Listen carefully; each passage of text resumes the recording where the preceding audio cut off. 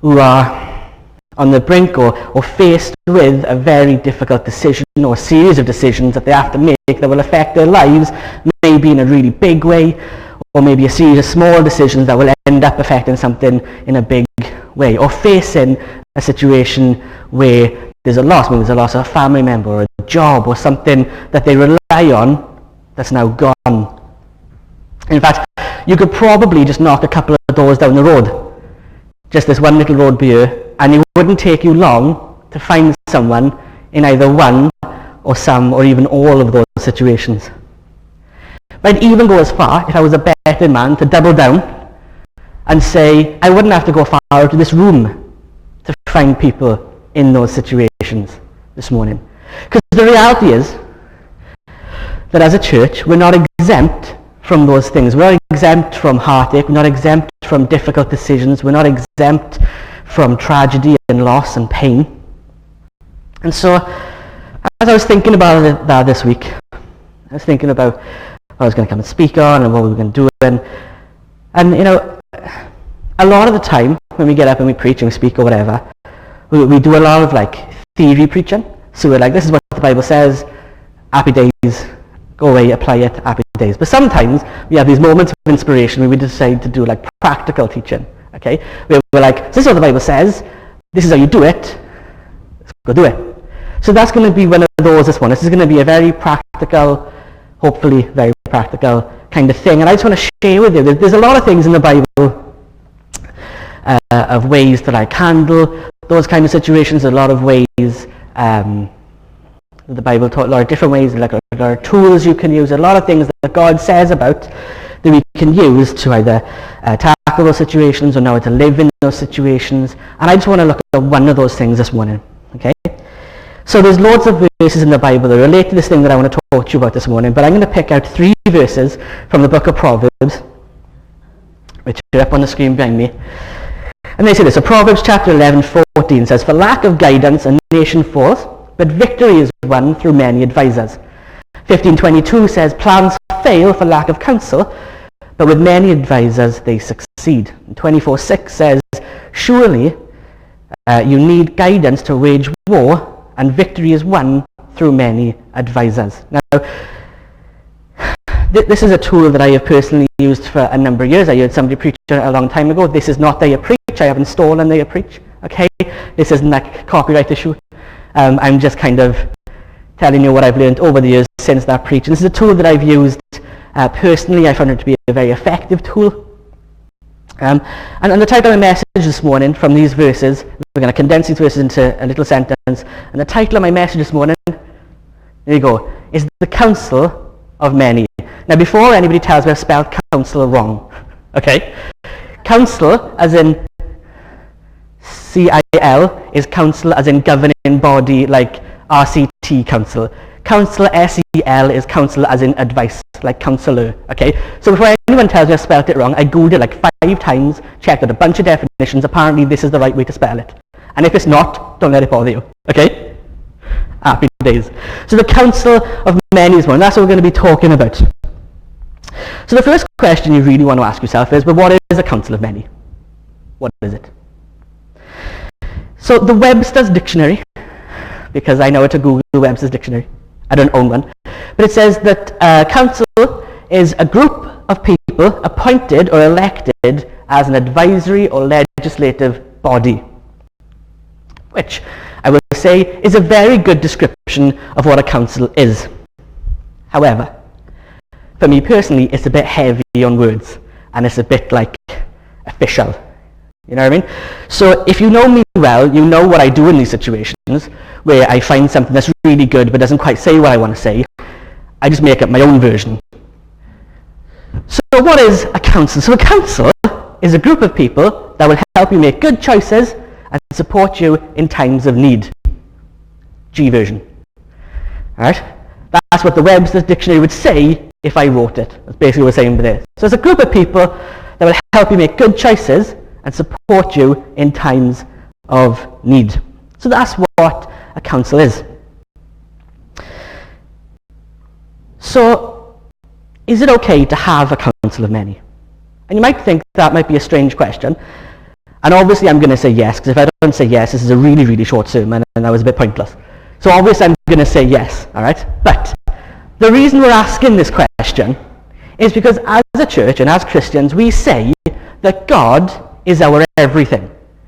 We say that if our family desert us, if our friends leave us be, if we lose our house and our car and everything that we own, and we have nothing at all, but we still have God, then we still have everything.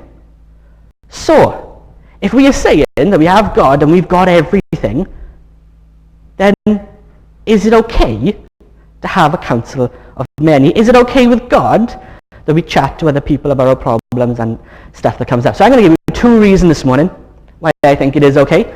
Otherwise, again, it's a really, really short sermon. And the first one is that God promotes it. And we see that from the first 3 verses that we looked at this morning, the first slides that came up in the Proverbs 11, 14, 15, 22, and 24, 6.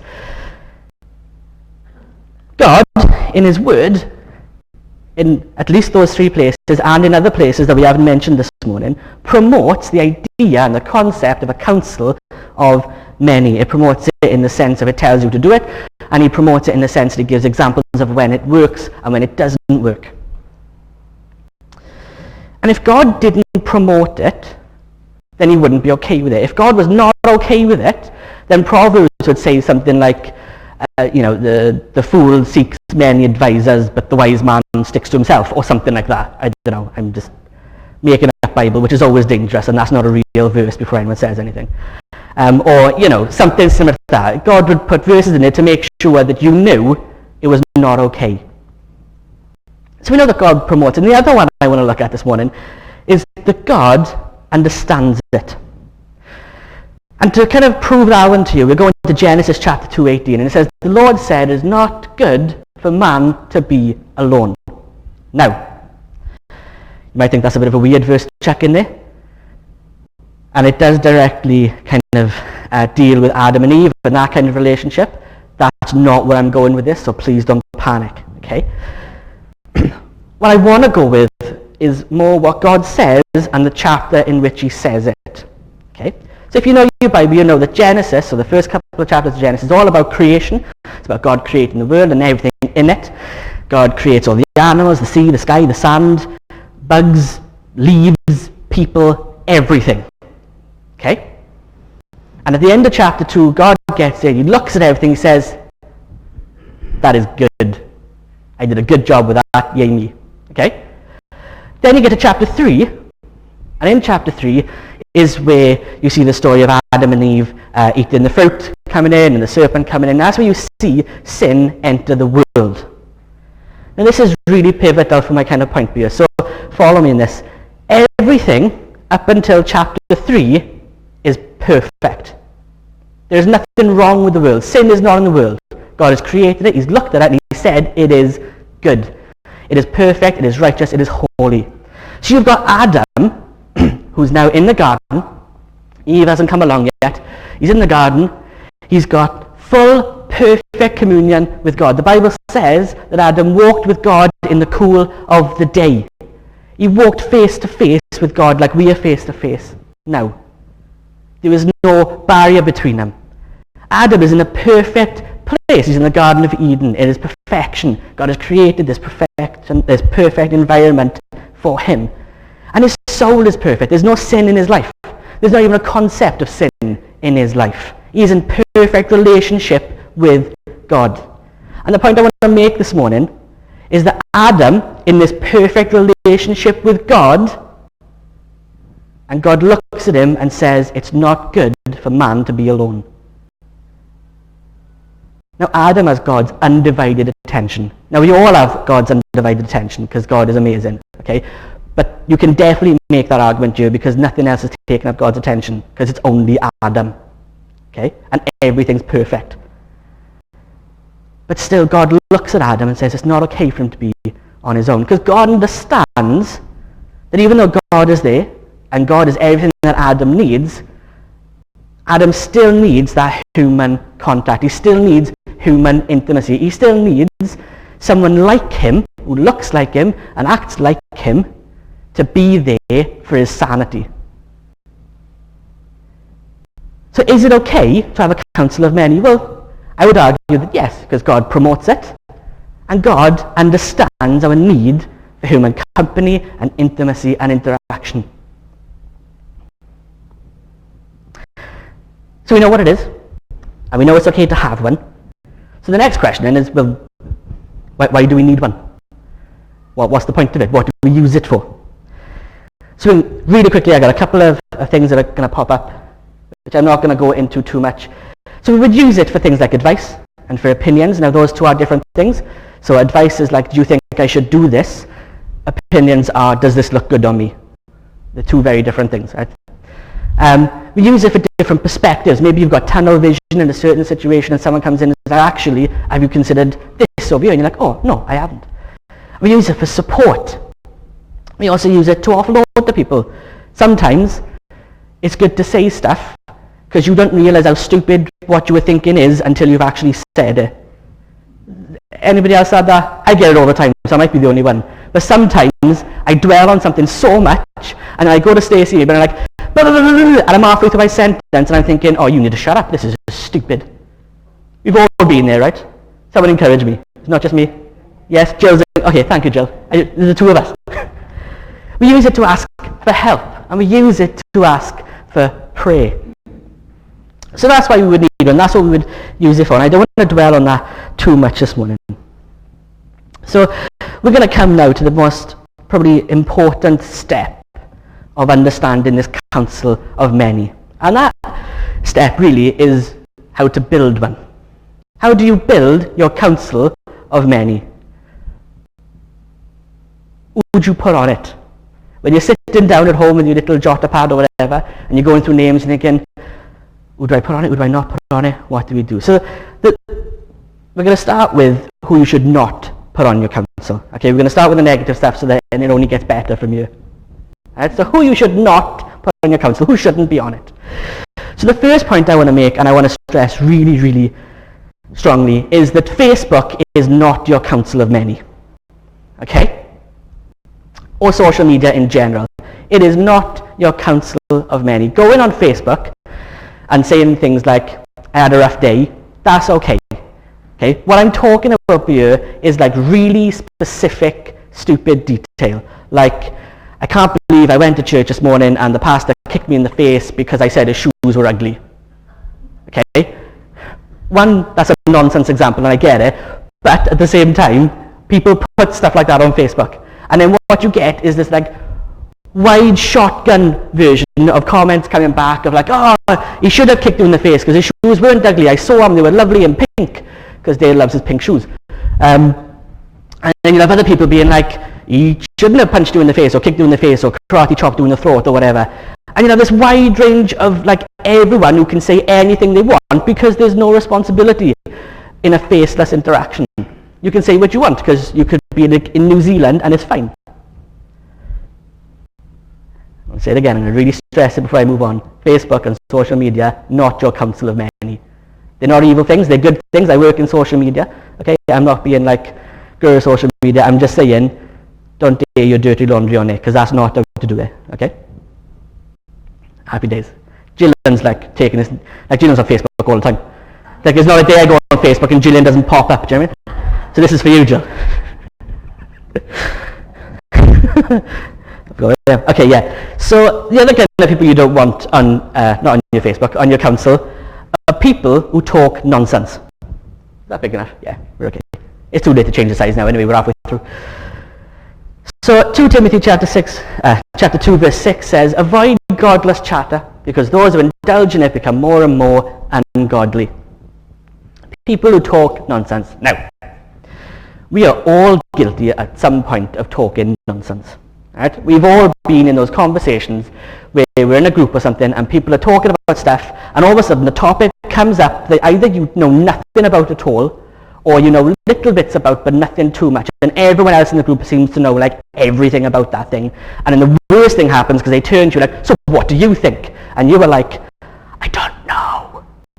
But you don't want to say you don't know because everyone seems so intelligent, so you kind of just like put this bit of information with this bit of information and kind of tie that together and string a sentence and kind of faff your way through a little paragraph. hoping that people kind of are okay with what you've said and you come off looking, if not incompetent, good. Yeah? We've all been there, and as much as you want to deny it, I know you have. I'm not talking about that kind of scenario, okay? I'm not talking about the one-offs and stuff. What I'm talking about is the people who talk nonsense constantly.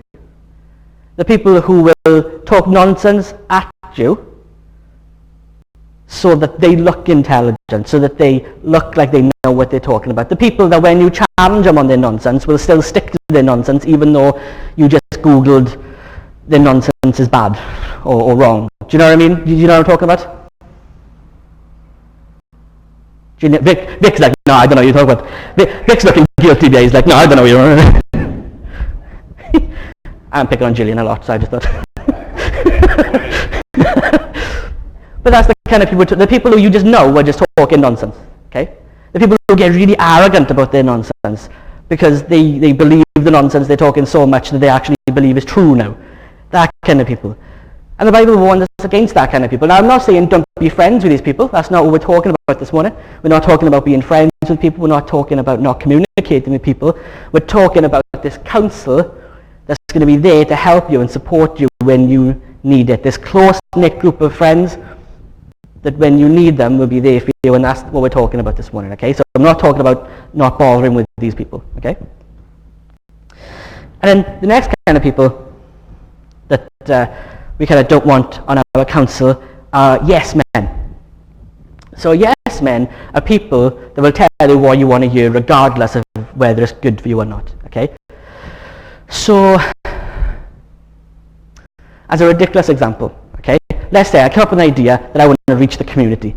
And my idea is I'm going to clear all these chairs to the side, buy a giant inflatable swimming pool, fill it up full of jelly, and invite everyone to come play in the jelly in the swimming pool.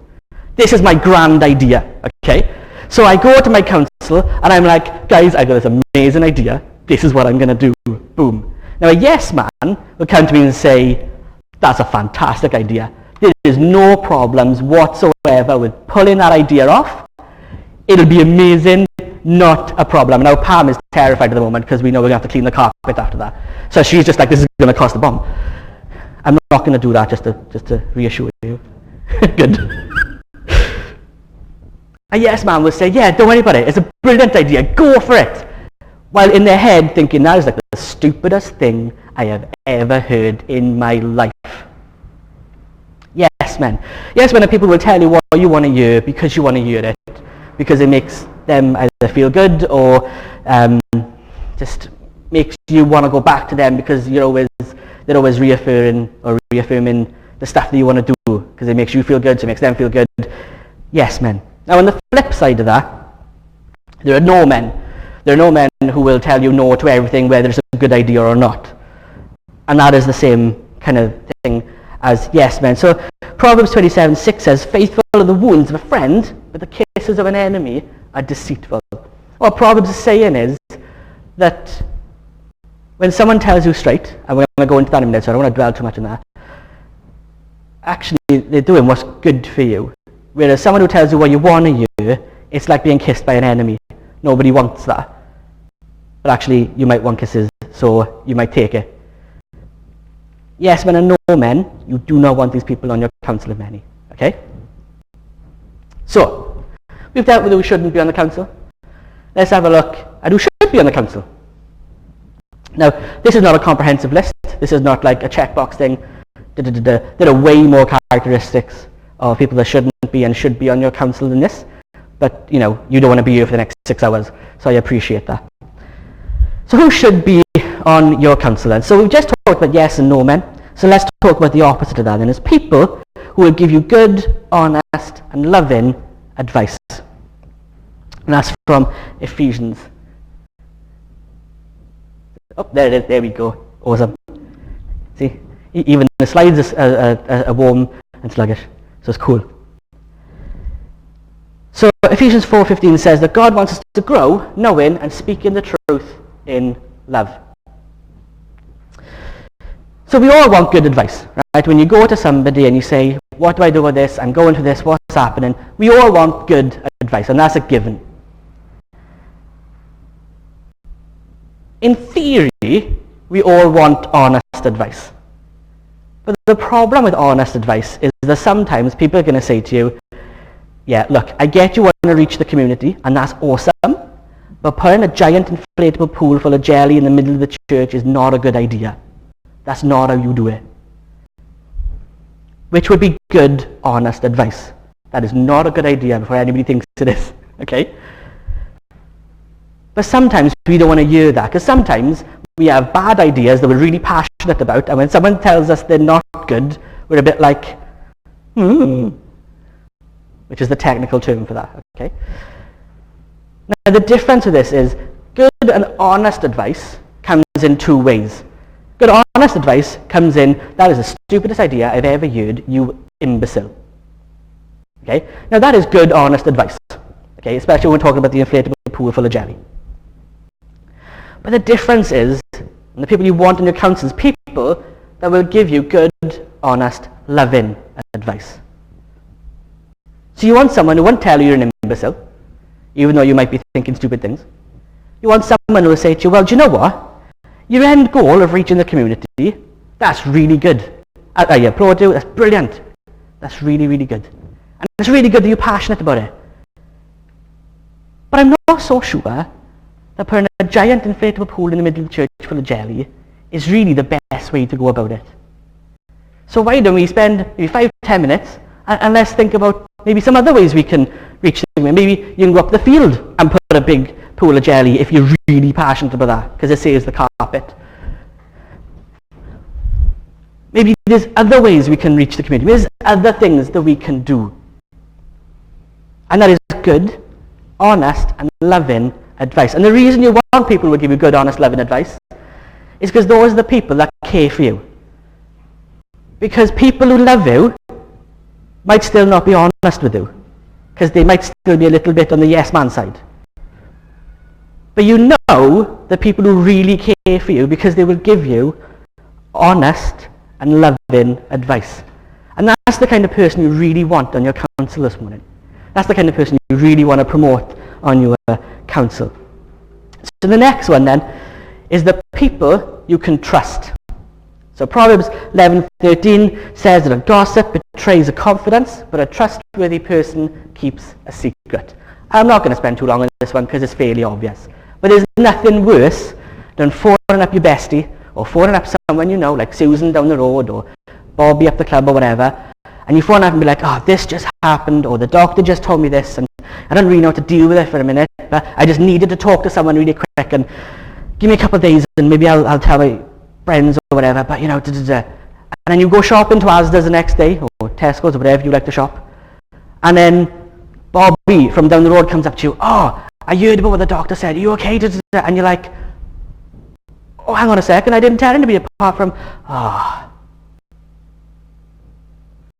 You don't want people on your counsel that when you're telling them personal and intimate things, when you're telling them about your deepest, darkest secrets, when you're telling them about these big decisions you have to make that you don't really want them to be public, the worst thing is for someone who will then tell everybody else. Or even tell one person that they know will tell everybody else. Because there's always a trail. That's the worst thing. You don't want someone you can't trust on your counsels. You want to pick people that you can trust. And then the last one for this slide then is people who will go the extra mile. So Matthew 5:41 says, whoever compels you to go 1 mile, go with him 2. So these are the people that when it's like 10 o'clock in the night and you've had really bad news and you just need to talk to somebody, so you shoot them a quick text message, you'll be like, listen, I know it's late, when you get up in the morning, do me a favour, just give me a ring, I need to have a chat with you, something really bad has happened, chat to you in the morning. The people that go the extra mile will phone you within like 5-10 minutes and be like, listen, I'm up, let's go to whatever's open at 10 o'clock at night, like McDonald's, let's grab a cup of coffee, or you can come to my kitchen, I can come to your kitchen, I'm free, let's talk now. These are the kind of people that when you have to go visit somebody in hospital, or you have a doctor's appointment, or something of that nature, you have to get treatment or something like that, and you say to them, look, my car's broken, can you give me a lift to the hospital and I'll catch a bus back or whatever. These are the people that will take you to the hospital. We'll wait with you while you're waiting. We'll wait with you while you're in your treatment or while you're seeing the doctor. We'll buy you a sandwich and a cup of coffee from Prince Charles cafeteria and then give you a lift home.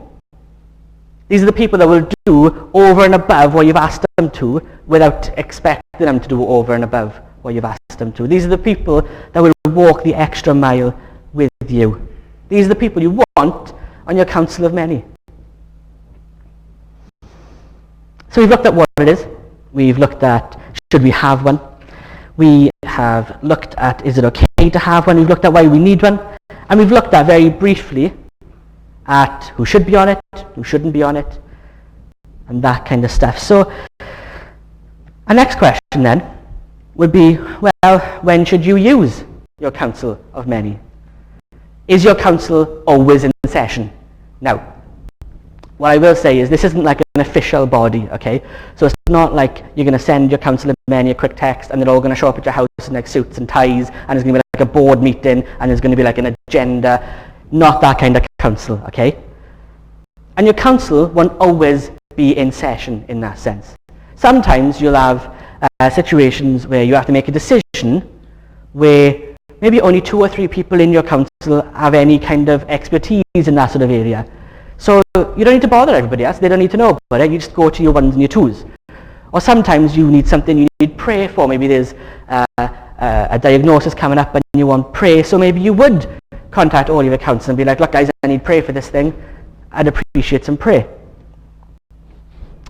So when should you use it? So we're going to go back to our first 3 verses now in Proverbs. So the first time, or the first instance where you could use it is when you are not sure. So back in Proverbs 11:14, it says, for lack of guidance a nation falls, but victory is won through many advisors. We're talking here about guidance. When you're in that situation where you've got a decision you've got to make, where maybe there's a multiple decisions you have to make, where you have to make a choice, or something's about to happen to you and you need to decide whether you can do this or do that, and you just don't know. You know what I mean? When those situations you're in and you're like, I really can't pick A or B or C or D. I have no idea where to go with this. This is when you would maybe contact your counsel and say, guys, I don't know what I'm doing with this. What do you think? Give me some advice. Maybe encourage me. Maybe just pray with me. Whatever it is you need in that moment, that's when you should use it, when you're not sure. Another instance when you could use your counsel is when you're planning. So this is when I would use my counsel more often than not. If I'm planning stuff for like kids club or for youth and I'm doing something and I'm like, I don't know if this is such a good idea, I'll message some of the guys on my counsel who I know are maybe in ministry or bosses or managers or something like that, and I'd be like, what do you think about this? Do you think this is a good idea? This is going to work? Am I being an idiot? And again, we're looking at a verse in Proverbs which says plans fail even for lack of counsel, but with many advisors they succeed. For planning. You're planning to go somewhere, you're planning to do something really, really important. And in the last instance then that we're going to look at this morning is that when you're in the thick of it, when it's all gone to pot, when everything's broken down, when you're at war. So Proverbs 24 says, surely you need guidance to wage war, and victory is won through many advisors. When you're in the middle of it, when you've had that phone call, when you've had that diagnosis, when you've lost that thing or that person that's really important to you, when you're in the middle of it and your perspective is all out of whack because you're in the middle of it and you can't see clearly and you don't know where to go and you don't know where to turn, this is an instance where you would contact your counsel, your close personal friends. And that's when you would use it. So, we've gone over a lot this morning. You're going to be very glad to know I've only got 1 slide left. It's got about 36 points on it, but we're going to go through them really quick. I'm joking. It's 34 points. So our next slide then is going to kind of bring all this to a close for us, and it's going to ask the question of, well, who then is the head of the council? So you were not the head of your own council, okay, because you were taking counsel from these people. So you were not the head of your own council. So 9 times out of 10, you wouldn't like go around and text people who are on your council, be like, by the way, you're on my council of many, good luck. This is like an unspoken thing, okay? It's not like you're going to have a group on Facebook, or you might have a group on Facebook, council of many, I don't know. But what else? So who is the head? Do you have like your favorite friend or your best friend? Are they the head of your council? Who is the head of the council? Now, it's a fairly pretty standard answer. It's a basic church answer, so you're pretty much going to know where I'm going with this, so I'm just going to give it to you. Okay, so the head of your council is going to be God. Okay, God needs to be the head of your council. But hang on a second, G. Because about like 50 hours ago, you told us that God was okay with us having a council of many, that he promoted it, that he understands it. So if we're okay to have a council, why does God need to be on it? Because we also said earlier on that God is our everything. Now that truth doesn't change. When your family and friends have deserted, when you have nothing, when your council has disappeared for whatever reason, and you have nothing, and you have God, you still have enough. And you still have everything. So God is going to sit at the head of your council. So we looked at the fact that God promotes and understands the need of a council of many. And that's going to pop up for us in a second. There we go. And we said that. We said that at the start that he promotes it, he understands it, and that we need that human contact and human intimacy and human connection. But there's more to that sentence than just that. There is more to this principle of a council of many that we need to look at, because it is a key to how this council works. So God promotes and understands the need of a council of many, but not at the cost of neglect or disobedience. And that is the key to your council this morning. This is why God sits on the head of your council this morning. Because the reality is that even good, wise, godly people give bad advice sometimes. Okay? Now this is one of the reasons we have a council of many, not a council of one. Because if you're only going to one person for advice, at some point they're going to have an off day, and they're going to give you bad advice because they're having a bad day, or they're just not really understanding what you're trying to say properly, or something like that. It can happen. So the fact you've got like maybe 6 or 7 people on your council or whatever diminishes the risk of getting bad advice from one person. But there are also times where God will ask us to do stuff that's really weird. So maybe God will say to you over a series of time and say, I want you to get up, I want you to move to Africa and plant a church in the jungle. That's weird. And if you go to your council of many with that concept, they might turn to you and be like, that's weird. That's a bit crazy. But this is why God is at the head of the council. Because if God has asked you to move to Africa and set up a church, you should probably move to Africa and set up a church. Because that's what God wants you to do. Now God is okay, and he promotes and understands the need for your counsel, but not at the cost of disobedience. When God asks you to do something, that's what God wants you to do, regardless of everyone else's advice and opinions. Now, you can get advice on how to do it. That's not an issue. Or maybe God has specifically said to you, I want you to do step 1, 2, 3, boom, boom, boom. I don't know. But when we get to a point where our counsel overrides God, that is a dangerous place to be with your counsel. There is a problem with your relationship with God when you're willing to do what your counsel says and advises you against what you know God has told you. Okay? And God is also not okay with you having a council of many when it comes to neglect. So when you're in that difficult situation, when you've got that decision to make, when you've had that phone call, that tragedy has struck, and your first port of call is your council of many and not God, there's an issue with your relationship with God. Because our first port of call should always be to God, because God is our everything. Now there's nothing wrong with going to your council. There's nothing wrong with phoning like Dorothy down the road or Phil up the street or whatever. There's nothing wrong with that. It's okay for you to do that, and God's okay with you doing that.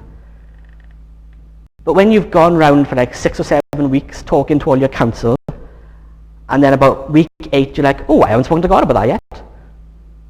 There's an issue, and that's called neglect. Your relationship with God is not right because you haven't consulted God. And God knows what's going on, and God is desperate for you to run to him and be like, God, this is happening in my life. He's desperate for that intimacy. He's desperate for that connection with us, to the point that he sent his son to die for us.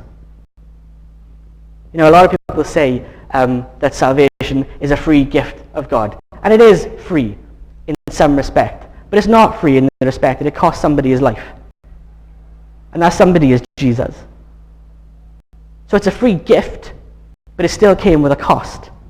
And just because you're not paying that cost doesn't mean that cost is negated. So we've learned this morning about what a counsel of many is.